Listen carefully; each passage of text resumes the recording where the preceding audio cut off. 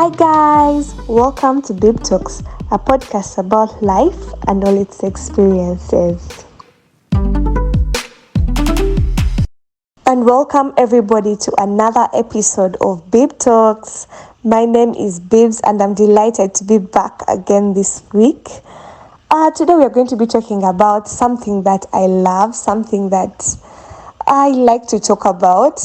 But before we get into that, how was your week, guys? For me, it has been amazing, and that's because of the feedback that I've received on the podcast.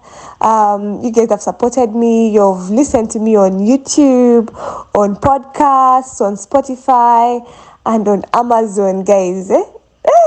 I'm impressed by the numbers that I'm getting. This is not what I expected. So guys, continue to follow, share this podcast with your friends, and I hope you like it and I hope they'll like it as well. Anyway, today's topic is femininity. Guys, not feminism. That one is going to be a topic for another day. But now, here, we are having femininity.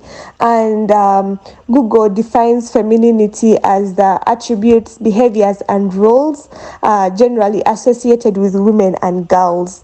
But is it more to that? Is there more to it other than the Google definition? Let me give a backstory, guys. I love stories. I love to tell stories. Anyway, when I was growing up, I think I was a tomboy. Like, I was a certified tomboy. I was tomboyish in such a way that I liked like baggy clothes. I was always among the boys. You know, these guys who I was like a boy. Like, my friends were mostly boys. I was like disorganized, guys. I was this people who didn't like to like me. I always had pale legs and I didn't care about appearance, like as in over you're ugly, over you're not looking kawa.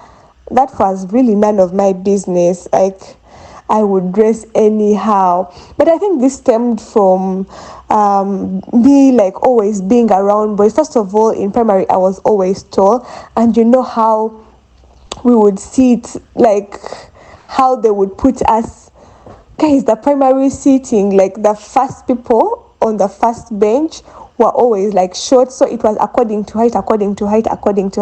But since I was tall, I was always behind with the boys. Like, I ended up sitting with the boys because of my height, and I always gravitated towards boys, I think, from then.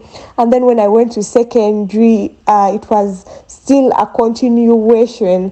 I was in like the accounts class. It was dominated by boys generally, and then also I did sciences. Physics really is dominated by mostly boys, so the ratio of girls to boys was quite small, like 1 to 100. And then that was the same thing at campus, whereby the ratio was, I think, 1 to 6, about 12 girls and about 60 boys. So generally, my life has always been around boys. So I was a certified tomboy laissez-faire. I got introduced to girly stuff later when I started doing makeup, and that was like in senior 6 VA campus there. And with makeup comes skincare, taking care of yourself, and all this bougie stuff. And first of all, you can't have a full face beat with pale legs, guys. You can't have a full face beat and the outfit is not giving. So with time, I started to gravitate and I got better. That tomboyishness started reducing with time, and I don't know even where the shift came from, but over the next few years I had evolved into a new kind of feminine being. I started to crave more of sisterhood. I started missing like the company of girls. I started being more organized. I started being neat. I started to be careful with how, I was just like transitioning, and I was having it. I was enjoying myself. I started taking care of my skin from not smearing, guys. I started having lotions. I started having serums. Hey, these people were not ready for me in campus. By the way, my hobbies from high school could not recognize me in campus. I had changed. They could not believe. And when they saw me doing all this makeup, all this skincare, like when I was looking good, for them they were seeing the old me. Yeah, but anyway. So slowly but surely I started appreciating the beauty of womanhood. I started to understand the difference between man and woman. I started to understand the difference between masculinity and femininity. I started to understand that we are all equal as men and women in the eyes of God, but how we express this equality was by being different. Men and women didn't have to do the same things to show that they are equal. Do you guys remember Newton's third law of motion?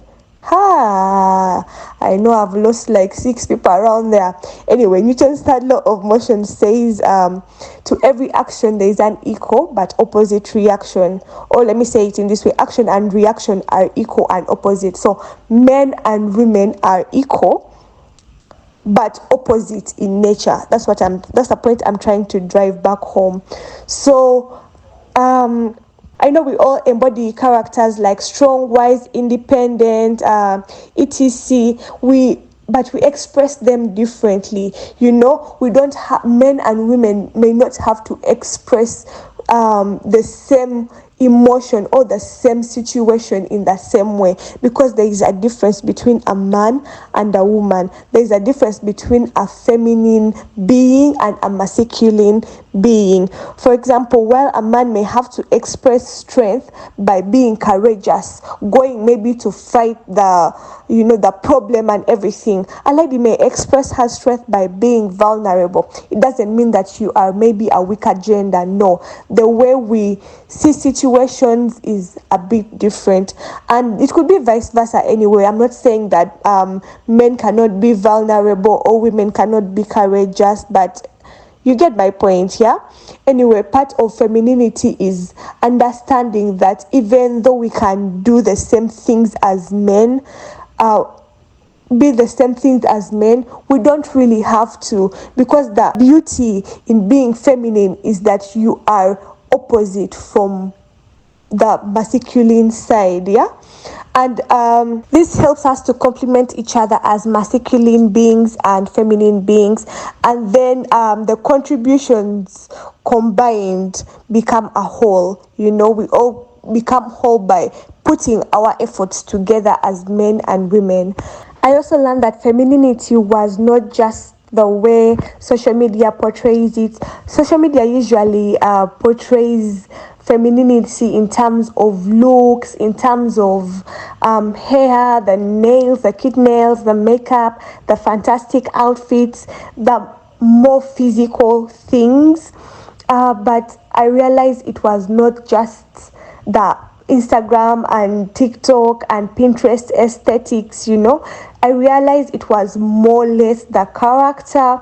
For example, a godly character, for example, vulnerability, tenderness, wisdom, security, confidence, and all the other feminine characters. For example, 1 Peter chapter 3 from 3 to 4 says, your beauty shouldn't come from outward adornment such as elaborate hairstyles and wearing of gold jewelry or fine clothes. Rather, it should be that of your inner self, your unfading beauty of a gentle and quiet spirit, which is of great worth in God's sight. So basically, beauty is more, less gentle, quiet, and it is the unfading beauty of the inner self, of who your spirit is, of who your character is. Anyway, now I want to put the ball into your hands. How do you define femininity? And do you think you're feminine? Have you embraced femininity? Please share your comments in the comment section. Follow, like, and comment, and I'll see you on the next episode of Babe Talks.